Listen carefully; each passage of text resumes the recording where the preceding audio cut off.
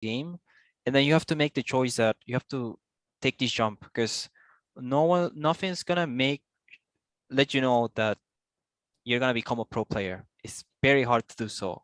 You have to put the passion, you have to put the hours, you have to be very disciplined. You have to sacrifice a lot of things that normal people do, like going out with their friends, studying and so on, because it's so time demanding. It's just like any sport that you have to train all the time, and you have to be very passionate about it. Plus you need the skill. Seems like a lot, right? Yeah. So how many hours do you spend playing video games?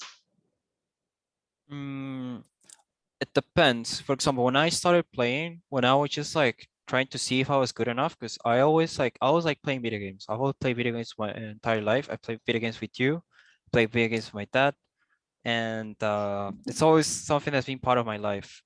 Um, but then I started growing up. I realized that there was a pro scene, that you could actually go pro in these games, that you could dedicate your life to competing in a specific video game, and people enjoy watching it, and you can earn money from it, and you could play at the highest level, compete against the best players in the world.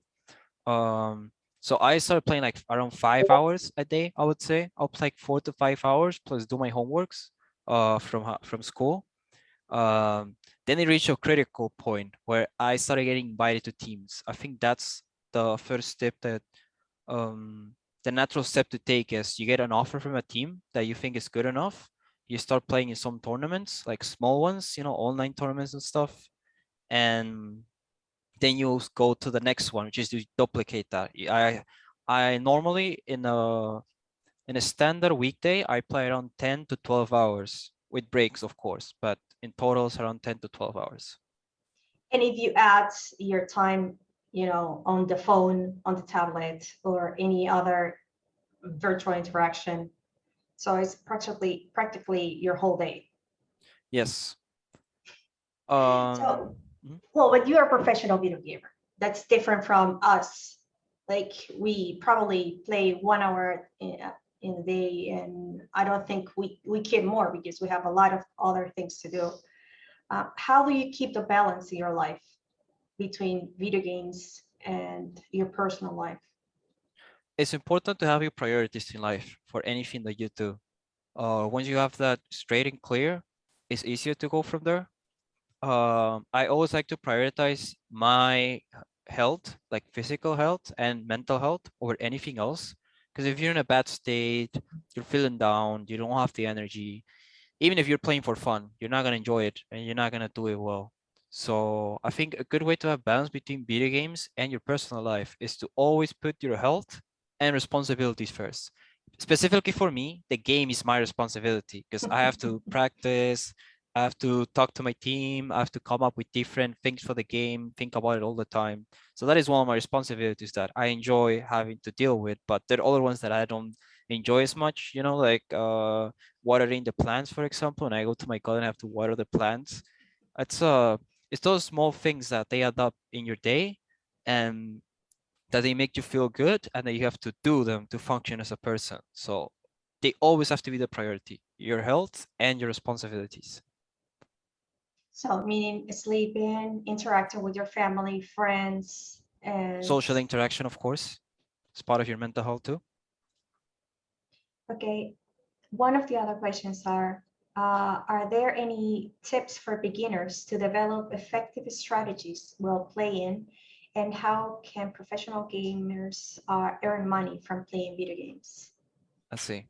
Well, when I play a new game that I like, I always look at streamers. I think looking at professional streamers, pro players that stream the game, or professional streamers that mainly focus on one game, is very good because they're gonna digest the information and then give it to you. So it makes it way easier to understand. Uh, I like to look up guides, maybe some forums online, make some new friends. That always helps too. I play with my friend Age of Empires, and we're constantly talking to each other about what we could have done better, if we should have done something different, and so on. That always helps for beginners because it's fun to learn a game, but you don't always know when to start. So that's where like reading up guides or looking at streamers can get you on your feet. And most of the time, pro players they get their money from salary or prize pools from tournaments. So when you join an established team, or maybe not established team, like an amateur team, you're gonna have a small salary. It's not gonna be the best, but you're gonna get some money from it. And usually teams have don't take much of the percentage of prize pools from tournaments. So that's gonna be your main source of income for the most of the time. Like you win some tournament, like let's say it's like $500 and you split it with your 5 teammates, your 5 in total, I mean, and each one's gonna get $100. That's the most you're gonna make at the start. But that's the pro gamer life. And there's also like sponsorships that you can get on your own, like if you talk to some brand or some betting company, so on. There's also the streaming route, because you can always stream, you know, streaming is just like showing the rest of the world the things you're doing right now.